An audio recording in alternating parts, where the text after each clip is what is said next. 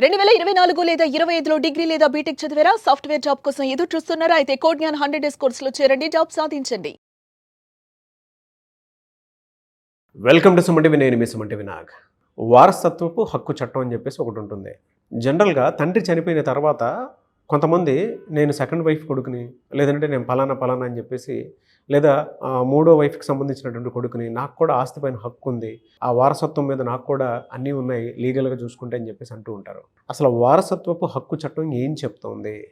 నిజంగానే second marriage, third marriage ఎవరైనా చేసుకునేటువంటి వాళ్ళకు కూడా, అటువంటి పిల్లలకు కూడా దీని మీద లీగల్గా చూసుకుంటే నిజంగానే హక్కు ఉంటుందా? దానికి అసలు చట్టం ఏం చెప్తుంది అనేది ఈరోజు మనతో పాటు హైకోర్టు అడ్వకేట్ అలగిరి రవీంద్రనాథ్ గారు ఉన్నారు. అది వారి మాటలోనే తెలుసుకుందాం. Hello sir. హాయ్ నాగరాజ్ గారు. వారసత్వపు హక్కు చట్టం, లీగల్ హెయిర్స్. సార్, చాలామంది అంటే సెకండ్ మ్యారేజ్ చేసుకున్నటువంటి వాళ్ళు ఉంటారు, థర్డ్ మ్యారేజ్ చేసుకున్నటువంటి వాళ్ళు కూడా ఉంటారు. సో వాళ్ళకు కూడా పిల్లలు వచ్చేస్తారు, బట్ తండ్రి మాత్రం ఒకడే ఉంటాడు. సడన్ లాస్ తర్వాత ఏం జరుగుతుందని అంటే, నాకు కూడా అందులో ఆస్తి వాటా ఉంది అని చెప్పేసి అడగడానికి వచ్చేటువంటి వాళ్ళు ఉంటారు. అవునండి.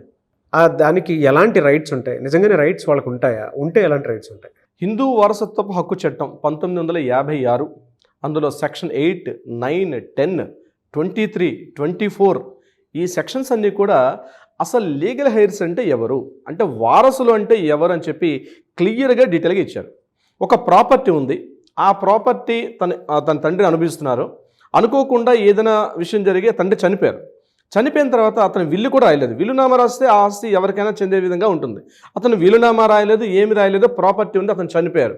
తల్లి మాత్రం ఉంది. తల్లి ఉండొచ్చు, తల్లి చనిపోవచ్చు. ఇటువంటి పరిస్థితుల్లో ఆ ప్రాపర్టీ, తండ్రి అనుభవిస్తున్నటువంటి ప్రాపర్టీ, ఎకరాలు కావచ్చు, అపార్ట్మెంట్లో ఫ్లాట్స్ కావచ్చు, లేకపోతే ఇండిపెండెంట్ హౌసెస్, లేదా ఒక ప్లాట్, ఓపెన్ ప్లాట్ కావచ్చు, ఏదైనా సరే ఒక ఇమ్మూవబుల్ ప్రాపర్టీ, ఒక స్థిరాస్తులు, ఈ స్థిరాస్తులకి లీగల్ హెయిర్స్, వారసులు ఎవరు ఉన్నారు అని చెప్పి చట్టం క్లియర్గా 4 పాయింట్స్గా డివైడ్ చేయడం జరిగింది.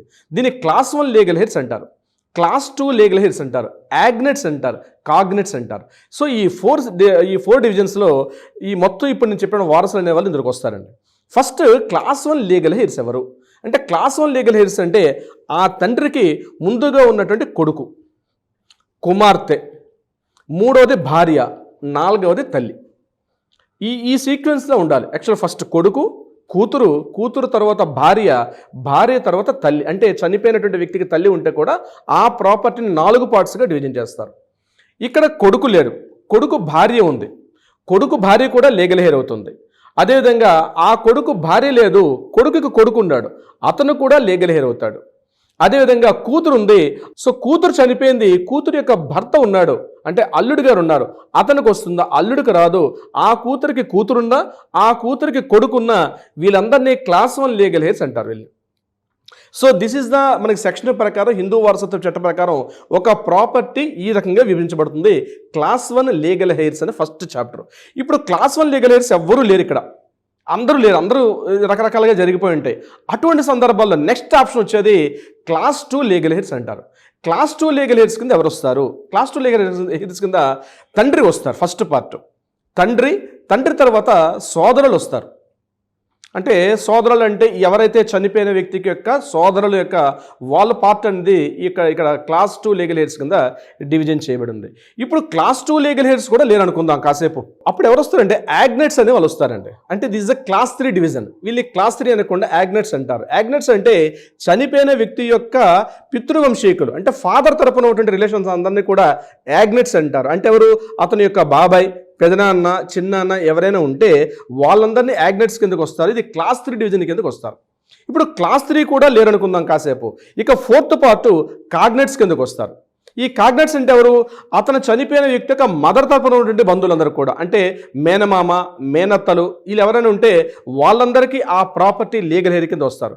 సో ఎవరైనా వ్యక్తి చనిపోయినటువంటి వ్యక్తి విలునామా రాయకుండా చనిపోతే ఆ యొక్క ప్రాపర్టీ ఇప్పుడు నేను చెప్పిన డివిజన్ ప్రకారం class 1 legal hairs, class 2 legal hairs, మూడోది యాగ్నెట్స్, 4th ఇస్ ద కాగ్నెట్స్ అని ఈ రకంగా డివిజన్లో ఉన్నటువంటి ఎవరైతే ఉంటారో వాళ్ళందరూ కూడా ఆ యొక్క ప్రాపర్టీకి లీగల్ హెయిర్స్ లేకపోతే వారసులుగా పరిగణించబడతారు చట్ట ప్రకారంగా. ఇప్పుడు క్లాస్ 1 లేరు, క్లాస్ 2 కూడా లేరు, క్లాస్ 3 కూడా లేరు, అంటే యాగ్నెట్స్ లేరు, కాగ్నెట్స్ లేరు, ఇప్పుడు ఎవ్వరు లేరు. ఇప్పుడు ఏమవుతుంది అంటే దాన్ని ఎస్టీట్ అంటారు. ఎస్టీట్ అంటే ఆ టోటల్ ప్రాపర్టీ ఏదైతే ఉందో అది పూర్తిగా భారత ప్రభుత్వం ఆధీనంలోకి తీసుకుంటారు. దీన్ని గవర్నమెంట్ ల్యాండ్స్ ని మనం చాలా చోట్ల చూస్తుంటాం. ఈ రకంగా వచ్చిందే గవర్నమెంట్ ల్యాండ్ అనమాట. అంటే ఈ సెక్షన్లో ఉన్నటువంటి ఎవరు కూడా లేకపోతే, ఇప్పుడు నేను చెప్పిన 1, 2 యాగ్నెట్స్ కాగ్నెట్స్ ఎవరు లేకపోతే గవర్నమెంట్ సెక్షన్ 26 ప్రకారం 1956 వారసత్వ చట్టం ప్రకారం ఈ టోటల్ ప్రాపర్టీ అంతా కూడా గవర్నమెంట్ దీన్ని పూర్తిగా స్వాధీనం చేసుకొని కలెక్టర్ గారికి పూర్తిగా పవర్స్ ఉంటాయి. కలెక్టర్ గారు మొత్తం నోటీస్ ఇస్తారు, ఒక పబ్లిక్ డొమైన్లో పెడతారు, నోటిఫికేషన్ రిలీజ్ చేస్తారు. ఇవన్నీ చేసిన తర్వాత కూడా ఎవరు కూడా దానికి రాకపోతే ఆ ప్రాపర్టీని ప్రభుత్వం తీసుకునే విధంగా మన హిందూ వారసత్వ హక్కు చట్టం ప్రకారం కూడా నిర్వచించబడి ఉంది. సో ఇప్పుడు నేను చెప్పినటువంటి ఈ సీక్వెన్స్లో ఎవరైనా ఆ ప్రాపర్టీకి రిలేటెడ్ ఉంటే ఇమీడియట్గా కోర్టుకి వెళ్ళి ప్రూవ్ చేసుకుని మేము వారసులు అని ప్రూవ్ చేసుకోవాల్సిన అవసరం కూడా ఉంటుంది. మేము వారసులు అనేటువంటి విషయం ఎలా ప్రూవ్ చేసుకోగలుగుతారు?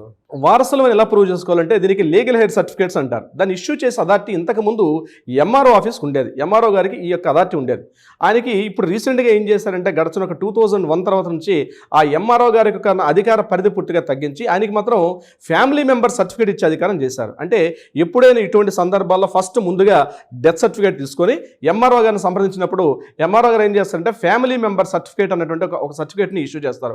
అంటే మేము చనిపోయినటువంటి వ్యక్తి యొక్క మేము ఏ రకంగా ఇప్పుడు నేను చెప్పినటువంటి ఈ క్లాస్ 1, క్లాస్ 2 యాగ్నెట్స్ కాగ్నెట్స్ ఇందులో వస్తామని చెప్పి దీన్ని ఇమీడియట్గా క్లెయిమ్ చేసుకోవాలి. తన ఫ్యామిలీ మెంబర్ సర్టిఫికేట్ అనేది ఎంఆర్ఓ గారు ఇస్తారు.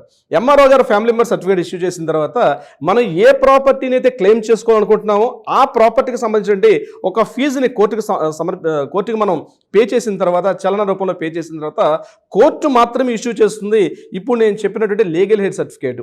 ఇది బాగా గుర్తుపెట్టుకోవాలి. ఇంతకుముందు ఎంఆర్ఓ గారు ఇచ్చారు, ఇప్పుడు ఎంఆర్ఓ ఇచ్చిన లీగల్ హెయిర్ సర్టిఫికేట్ మాత్రం వ్యాలిడ్ కాదు.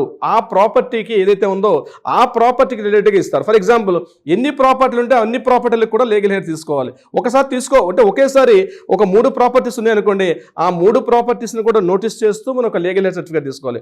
ఒకేసారి తీసుకోకపోతే మళ్ళీ ప్రతిసారి ప్రతి ప్రాపర్టీ కూడా లీగల్ హెయిర్ సర్టిఫికేట్ తీసుకునే అవసరం అయితే ఉంటుంది.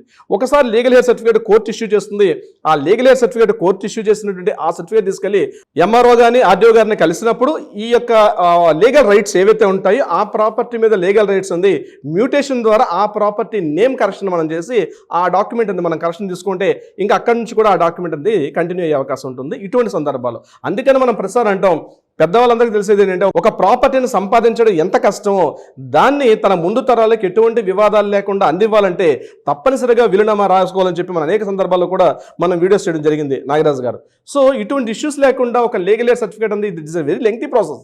ఇది నేను చెప్పినంతగా 3 minutes 5 minutes అయ్యేది కాదు, రోజుల్లో అయ్యేది కాదు, కొన్ని నెలలు పడుతుంది, ఒక్కొక్కసారి సంవత్సరాలు పట్టే అవకాశం ఉంటుంది. కాబట్టి వీలునామా రాసుకోవడం వల్ల ఏ క్షణం ఏమవుతుందో తెలియదు. కాబట్టి ఈ లీగల్ హెయిర్స్ తన కింద ఉన్న వారసుల మధ్య గొడవలు, ఎందుకంటే ఈరోజు ప్రాపర్టీ వెళ్ళి చాలా పెరిగిపోయాయి కాబట్టి పిల్లల మధ్య వారసుల మధ్య తగాదాలు, ఆడపిల్లల మధ్య కొడుకుల మధ్య మనవల మధ్య మనరాల మధ్య ఎటువంటి తగాదాలు లేకుండా ఉండాలంటే ఈ వారసుల మధ్య వివాదాలు లేకుండా ఉండాలంటే తప్పనిసరిగా వీలునామా రాసుకోవాలి. ఆ వీలునామా రాసుకుంటే ఇటువంటి ఇప్పుడు మనం చెప్పే ఈ వివాదాలు లేకుండా ఉండే అవకాశం ఉంటుంది. నాగరాజు గారు ఎలా సార్, అంటే ఇటువంటి కాంప్లికేటెడ్ సిచ్యువేషన్స్ కానివ్వండి, ప్రాబ్లమ్స్ కానివ్వండి చాలామంది ఫేస్ చేసేటువంటి వాళ్ళు ఉంటారు. అటువంటి టైంలో మిమ్మల్ని అప్రోచ్ అవ్వాలంటే ప్రాసెస్ ఏంటి? తప్పనిసరిగా నాగరాజు గారు కింద స్క్రోల్ అవుతున్న నెంబర్ని కాంటాక్ట్ చేయగలిగితే మన లీగల్ టీం వాళ్ళకి అప్రోచ్ అయ్యి వాళ్ళకి కావాల్సిన సలహా సంప్రదింపులు ఇచ్చే ప్రయత్నం చేస్తారు. అదీ కాకుండా లీగల్గా ఏదైనా కోర్టులో ఏదైనా వివాదాలు ఉంటే కూడా వాటికి కూడా పరిష్కారం చూపించే దిశగా ప్రయత్నం చేస్తారు Nagaraju garu. Anyways thank you so much Ravindranath garu. Thank you so much sir.